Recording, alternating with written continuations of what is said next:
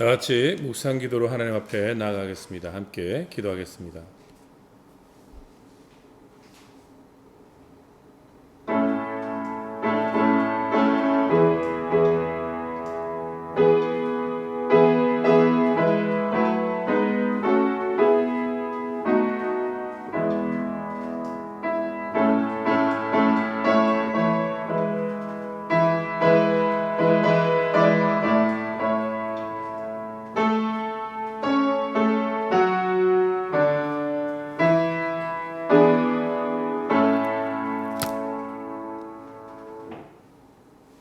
하나님이여, 주는 나의 하나님이시라.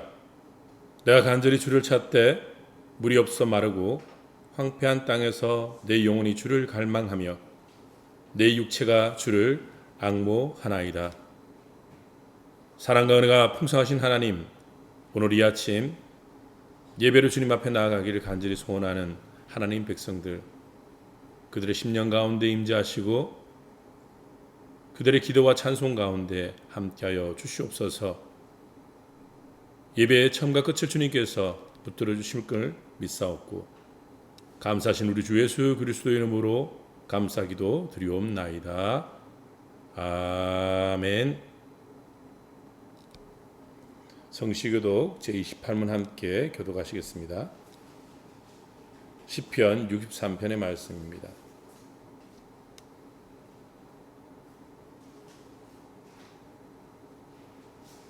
하나님이여, 주는 나의 하나님이시라.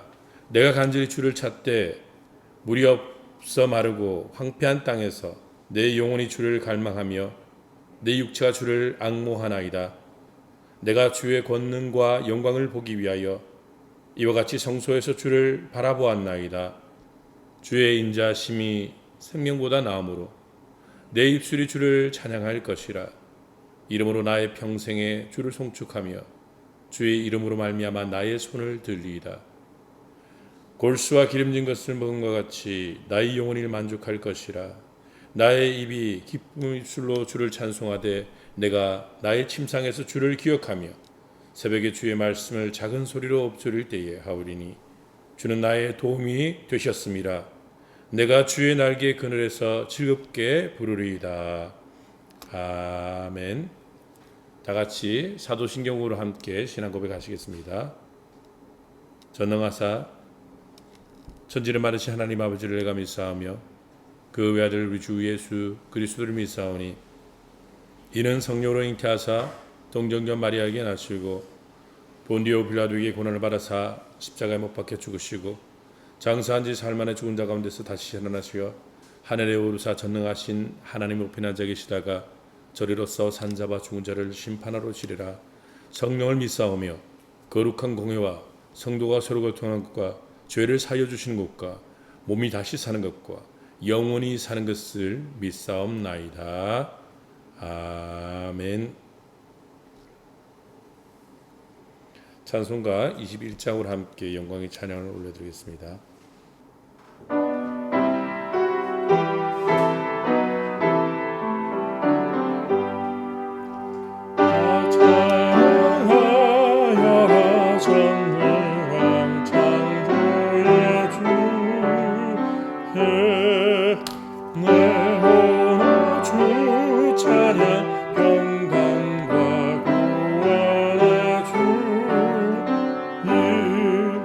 성도들아 주 앞에 이제 나와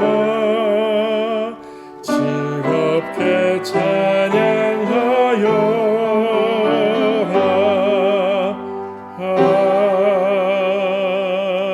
아멘.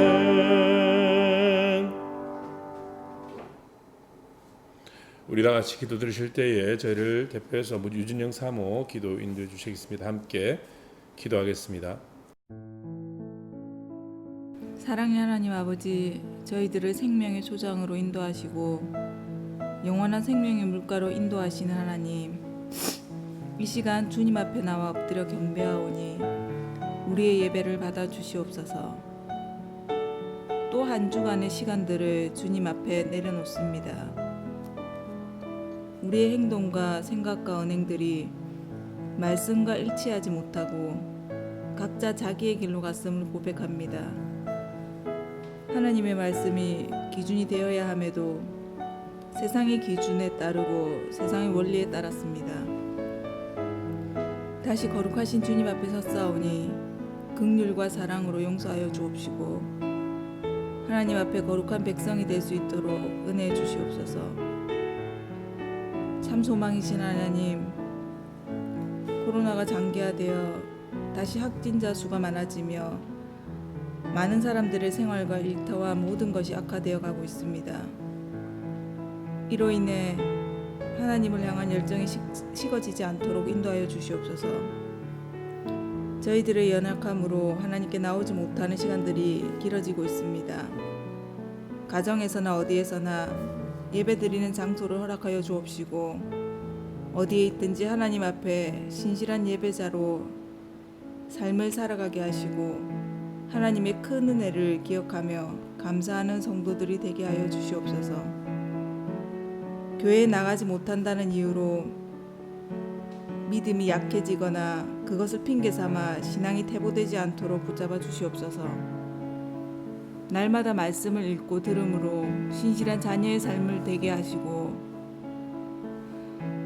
시간과 때마다 주님의 음성이 귀 기울임으로 주님을 닮아가는 삶이 되게 하여 주시옵소서. 매일 말씀을 묵상하는 가운데 하나님의 음성을 듣고 주님을 사랑하는 저희들이 되기를 원합니다. 모든 삶이 하나님 앞에 거룩하고 온전한 제물이 되게 하여 주시옵소서. 사랑의 주님, 이 시간 말씀을 전하신 목사님과 함께 하시어 주님의 사랑과 능력으로 채워주시고 영육 간의 강건함을 더하여 주시옵소서. 말씀을 전하실 때 성령으로 더하여 주시고 말씀이 선포될 때마다 말씀이 불이 되게 하시고 말씀이 치유가 되는 역사가 차고 넘치게 하여 주시옵소서. 오늘도 귀한 은혜와 영광으로 충만하여 주심에 감사드리며 이 모든 영광 홀로 받으시옵소서. 모든 것 감사드리며 예수 그리스도 이름으로 기도드립니다. 아멘. 함께 보실 하나님 말씀은 사도행전 16장 19절로 24절까지 말씀 함께 보시겠습니다. 사도행전 16장 19절로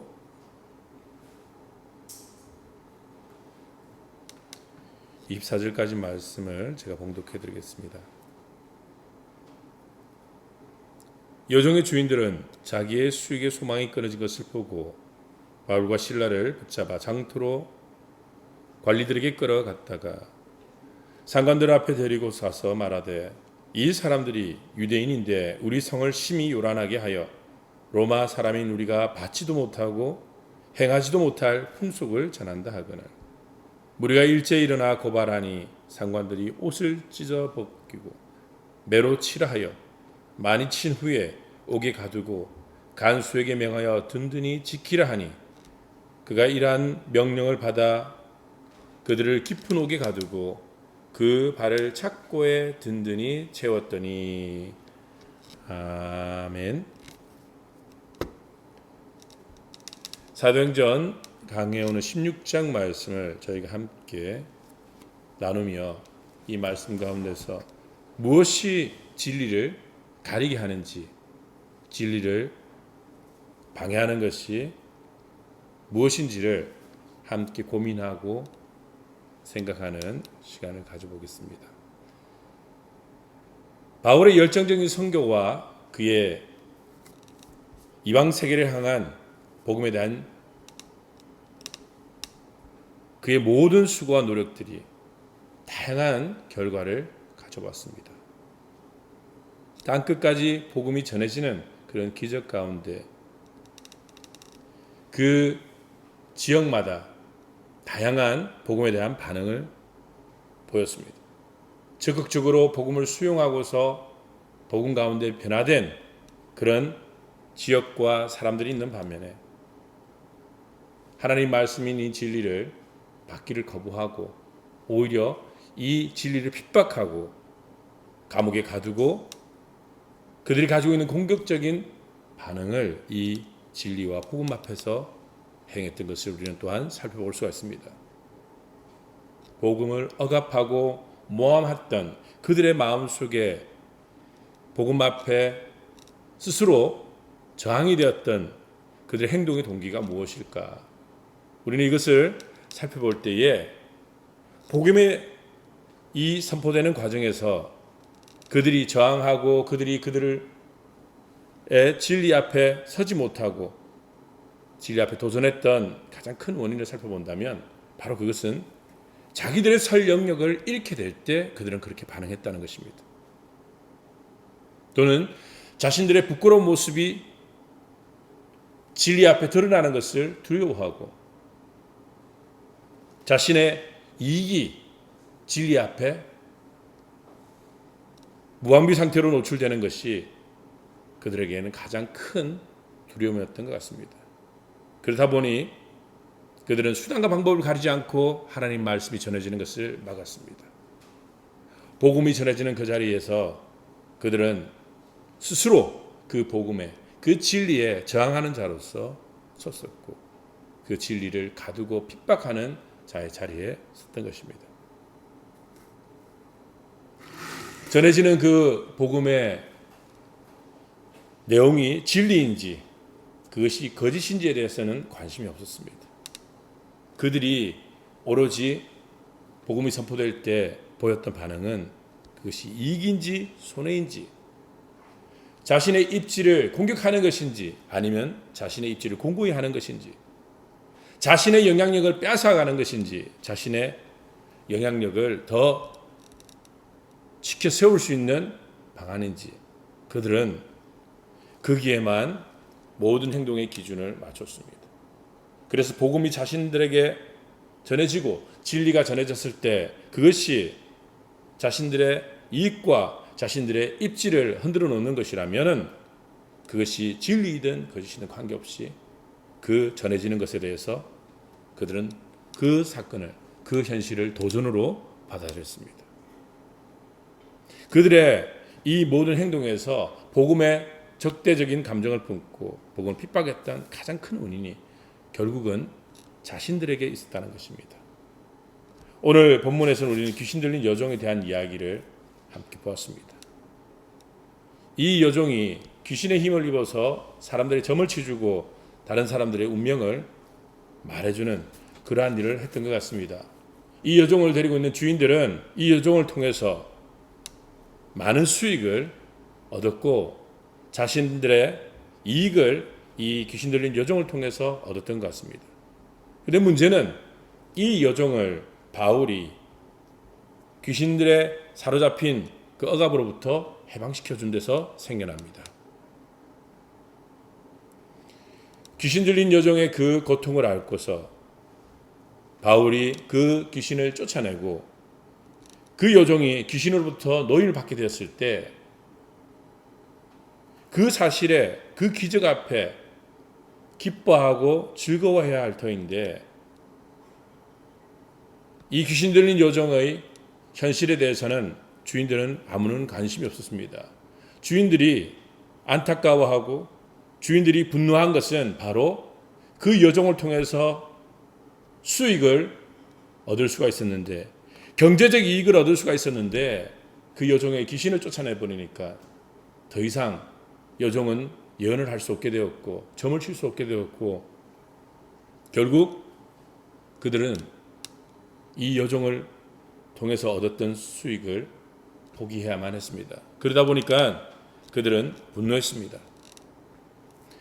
바울을 그리고 그 일행들을 고소하고 그 일행들을 핍박하며 그 진리에 대해서 도전적이며 폭력적인 방법으로 그들은 대처를 하고 저항을 했습니다. 오직 진리를 가리는 이기심, 그들 마음속에 있는 이기적인 이 마음 때문에 하나님 말씀이 전해지지 못하는 것입니다. 과거에 그 사건만 국한된 것이 아니라 오늘날도 하나님 말씀이 전해질 때 항상 그 진리 앞에 장애물이 되는 것은 사람들의 이기심입니다. 오늘 말씀에서도 여종의 주인들은 자기의 수익의 소망이 끊어진 것을 보고 바울과 실라를 붙잡아 장터로 관리들에게 끌어갔다 그랬습니다. 오로지 그들의 관심은 자기의 이익이 끊어진 것, 자기의 수익이 끊어진 것에 관심이 있었습니다. 그런데 그것을 노골적으로 드러내지 못하고 그들은 자신들을 변호하며 바울과 실라를 고소할 그러한 자신들의 명분을 내세웁니다. 로마 사람이 우리가 받지도 못하고 행하지도 못할 풍속을 전한다 하거나 이 지역을 빌립보라는 이 지역을 소란하게 만들고 그리고 로마 사람들이 받지도 못하고 행하지도 못할 풍속을 전한다라는 그러한 모함을 하게 됩니다. 전혀 바울이 전한 진리와는 사실과 맞지 않는 그런 이야기들을 통해서 사람들을 선동하고 그리고 고소하는 일을 보게 됩니다. 그들이 주장했던 이 정치적인 위험과 그리고 종교적인 위험이 이 바울과 실라를 통해서 그들에게 올 수 있다라는 그러한 모함이었는데 전혀 그 사건과는 무관한 그런 일임을 우리는 성경을 통해서 볼 수가 있습니다. 하지만 이 두 주인들은 그렇게 흥분하고 그러한 명분을 내세워서 이들을 핍박하며 매로 치고 그리고 옥에 가두며 착고로 그 두 손발을 꽁꽁 묶어버립니다. 진리를 가둬버리고 진리를 은폐하고 억압하는 그들의 모습입니다. 개인의 이익과 입지를 위해서 이렇게 복음은 핍박받을 수 있고 복음은 억압받을 수 있다는 것입니다. 정말 그들이 소동을 피우는 바울과 실라 그 때문에 정치적으로 위기 앞에 섰을까? 바울과 실라로 인하여서 정말 종교적인 그러한 새로운 전통의 도전을 받았을까? 그것은 자기가 만들어낸 망상일 뿐입니다. 바울과 실라를 통해서 이루어진 일은 죄인들이 복음의 기쁜 소식을 듣고서 구원받은 놀라운 기적이었고 자신의 여종이 귀신에 사로잡혀서 자신의 삶을 살지 못하고 주도적인 인생을 살지 못하고 끌려다니는 삶을 살고 있을 그때에 바울과 실을 통해서 그 악한 귀신이 떠나가고서 자유함이 되었다는 그 기적과 은혜, 그 기적과 은혜를 그들은 다르게 해석하고 다르게 보았고 그 놀라운 진리 앞에 다르게 반응했다는 것입니다. 오늘날도 이렇게 진리는 우리의 이익 때문에 우리의 입지 때문에 왜곡됩니다.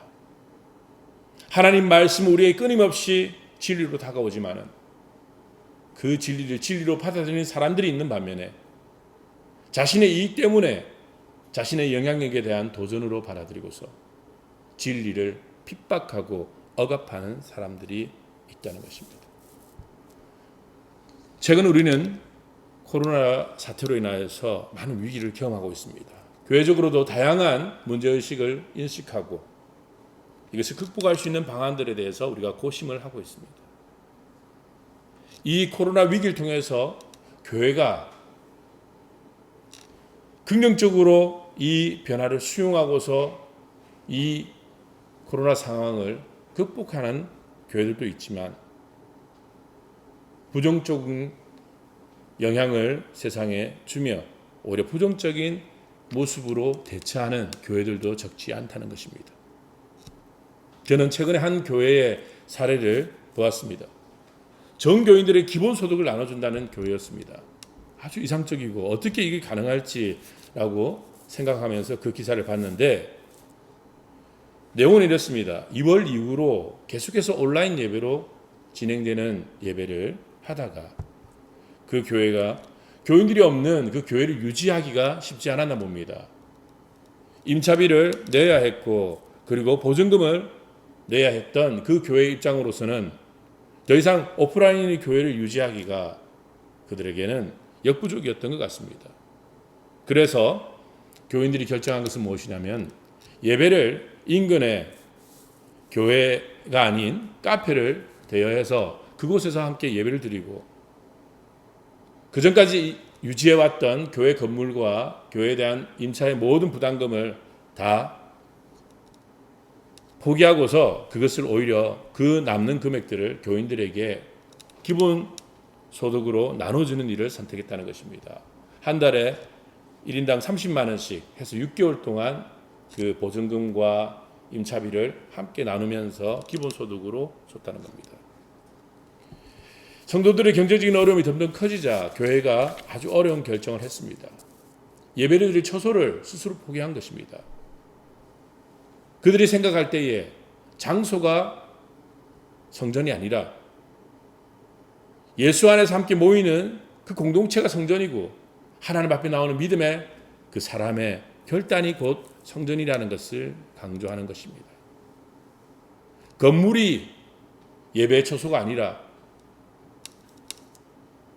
생활 속에서 삶 속에서 예배를 회복하려는 그들의 노력이 오히려 새로운 그러한 길들을 열어갔다는 것입니다. 어떤 형식이든 예수님께서 말씀하셨듯이 어떤 형식이든 어떤 장소이든 신령과 진정으로 하나님께 예배하는 자들 하나님께서는 그들 가운데 함께 하신다고 말씀하셨습니다. 한 교회가 선택했던 그 어려운 결정, 그 어려운 결정 속에는 본질에 다가가고자 하는 그들의 믿음의 결단이 있습니다. 지금까지 한국 교회가 건물이 교회인 줄 알고 모이는 규모가 은혜인 줄 알았던 그 모든 것에 대한 새로운 길을 모색할 수 있는 것이 이 위기 상황에서 우리가 대처할 수 있는 방법입니다. 허나 또 다른 한편으로는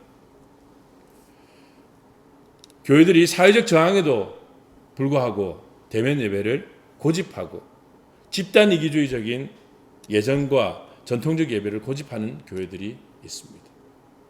다들 교회를 우려하고 그 모임을 통해서 전파되어지는 바이러스에 대해서 사회가 두려워하는데도 불구하고 이웃의 이 고통을 아랑곳하지 않고 교회가 예배 장소를 고집하는 교회들의 모임. 그들에게 있어서는 건물이 곧 교회였고 그들에게 있어서는 이 사람들의 모임이 예배라는 생각을 버리지 않았던 것 같습니다.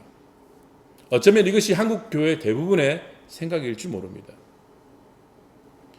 단순히 건물 안에 갇혀있는 그 신앙에서 더 나아가지 못하고 그게 멈춰있고 그게 고착되어 있는 모습을 한국 교회에서 우리는 살펴볼 수 있습니다.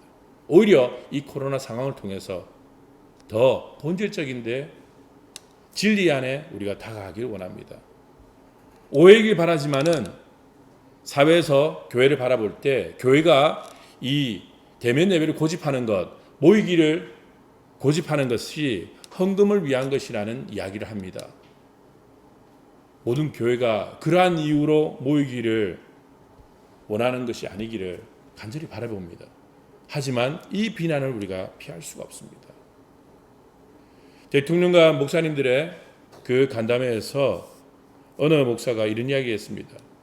교회를 사업체로 보지 마라라는 이야기를 했는데 사실 그 말 속에 사업체가 아니라면 수익을 목적으로 하는 단체가 아니라면 더더욱 앞장서서 방역에 적극적으로 동참해야 되는 것이 맞다고 생각합니다. 하지만 언제부터인가 교회가 사업체가 되어버렸습니다. 모여야 하고 그 건물을 유지해야 하고 그 건물을 유지하기 위해서 헌금을 필요로 하는 그러한 조직이 되어버렸다는 것입니다. 그래서 복음에서 멀어지고 진리에서 멀어지는 그러한 교회의 모습. 금전적인 이유로 경제적인 이유로 서로 다투고 분쟁하는 그런 교회가 얼마나 많습니까? 차라리 건물이 없다면 그들이 함께 다투고 서로의 입장과 이익을 가늠질할 그러한 재산이 없다면 교회 안에 이런 갈등이 존재할 수 있을까라는 생각까지도 해봅니다. 지금 현재는 한국 교회가 자유롭게 모일 수 없는 위기 상황입니다. 이 위기 앞에서 우리는 과연 어떻게 하나님 앞에 나가야 할까? 우리는 이 위기 앞에서 함께 생각해 봐야 됩니다. 무엇이 정말 중요한 것인지, 하나님의 뜻이 어디 있는 것인지, 예배란 무엇인지, 우리가 하나님 앞에 어떻게 모이고 어떻게 나아가고 어떻게 신앙생활을 해야 되는지 더욱더 본질에 집중하기를 바랍니다. 그렇지 않으면 귀신에 노임받은 이 여종의 기적을 자신의 이익과 경제적 가치로 밖에 보지 못했던 이 주인들처럼 우리 또한 하나님 앞에 복음에 대해서 진리에 대해서 잘못된 왜곡된 생각을 가릴 수 있을 것입니다. 바울과 실라를 자신의 이익에 대한 도전으로 받아들이고 그들을 핍박하고 가뒀던 것처럼 어리석은 주인들의 모습처럼 교회가 되지 않기를 간절히 바랍니다. 오히려 위기 상황에서 예배의 가치를 다시금 깨닫고 교회의 본질을 다시금 깊이 고민하는 교회가 되기를, 그리고 한 성도가 되기를 간절히 축원드립니다. 그리하여서 이 위기를 통해서 더욱더 깨끗한 교회로서 더욱더 깨끗한 하나님께서 기뻐하는 하나님의 사람들로 거듭나는 기적이 있기를 간절히 축원드립니다. 함께 기도하겠습니다. 사랑의 하나님 아버지, 감사합니다. 우리가 코로나 위기 상황을 헤쳐가면서 많은 고민들을 하게 됩니다. 지금까지 교회가 어떤 모습이었는지, 그리고 앞으로 교회는 어떻게 변화되어야 될지에 대한 고민을 하게 됩니다. 오늘 말씀을 통해서 우리가 하나님의 뜻을 발견합니다. 진리 앞에 나의 이익과 나의 입지와 나의 영향력을 생각할 것이 아니라 온전히 진리를 진리로 바라볼 수 있는 저희들의 눈을 뜨게 하여 주옵시고, 이 진리에 더욱더 진지한 마음으로 다가갈 수 있는 저희들이 되게 하여 주옵소서. 우리 포도나무 교회 또한 이렇게 힘든 시간에 힘든 시기에 온전히 믿음으로 거듭나고 하나님의 뜻과 진리를 수호하는 교회 되게 하여 주시옵소서. 오늘도 우리와 함께 하심을 감사드리며 감사하신 우리 주 예수 그리스도 이름으로 감사기도 드리옵나이다. 아멘.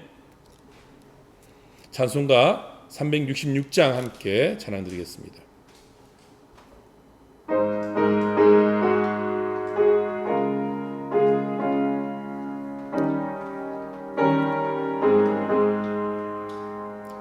어두운 데는 밝히사 진리를 보게 하소서. 진리의 열쇠 내게 주사 참빛을 찾게 하소서. 기쁘시 뜻을 알고자 엎드려 내 눈을 뜨게 하소서. 성령이여.